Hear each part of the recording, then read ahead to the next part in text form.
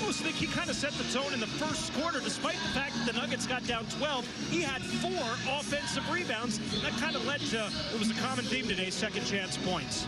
Yeah, I would agree. And I think Sean would remember Michael Malone talking about it, really chastise his team after game 3 for their lack of physicality. And then, I don't know about you, Sean, but when Jokic is actively looking to score, it scares me more, even though he's a great passer and rebounder. And today, he takes 22 shots. He did set the tone. Yeah, because then he starts to ask or demand a double team, I should say. And so when he's scoring the ball and he's looking to score first, then it opens up the rest of the floor for everybody else out there, because he can score big time. I mean, he could play with his back to the basket. We saw the long 3-ball. He's got terrific touch in the paint area, and at times, you know, he bullied our guys underneath the basket, working into little jump hooks or shots off the glass.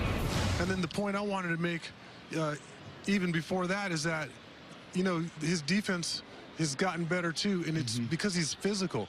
He pushes LA way out on the floor, and so then when LaMarcus is posting up, he's posting up 2 feet inside the 3-point line. That's not really a post-up, so he takes him out of his comfort area by getting physical and using that body well. And I like what Dan said there. You know, we had a lead in the first quarter, but Jokic came out and he was aggressive. He was throwing his body around. He was trying to score and impose his will in the paint area, and they were just persistent. They just kept pounding away. Well, he was very impressive. Their bench react. A lot of times people talk about role players play better at home than on the road. They got some young guys.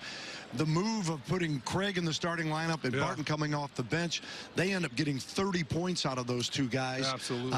And just give Denver credit. They answered the challenge that their coach threw in front of them. And it'll be interesting to what Pop has to say to his guys as you go back to Denver now, and it becomes a best of 3. It is going to be interesting. They're going to look at the tape, and I'm sure they're going to see where there were times that Denver got physical with them and they didn't respond the right way. I like what you said about Craig and Barton. Torrey Craig, to me, was the unsung hero of this ball game. Yeah, Jokic's numbers pop out. Jamal Murray had a nice game at 24, kind of reversing the trend, his playoff trend. But when you can get 18 and 8 from Torrey Craig and he plays solid defense, the other part with Torrey Craig is he was guarding Derrick White a lot, and he was using that size and that strength. He's not a lightweight. It's not like he's, you know, a skinny guy like Barton. He's got a little bit more size than Jamal Murray, and he's got a lot of length. And so he did a great job just trying to disrupt and stay in front of Derrick as well. So it was twofold adding him to that starting lineup. Well, number 2 versus number 7, and I don't know how many people thought it'd be 2-2, but the Spurs still got a great opportunity to win this series, and we look forward to seeing what happens out in the Rocky Mountains.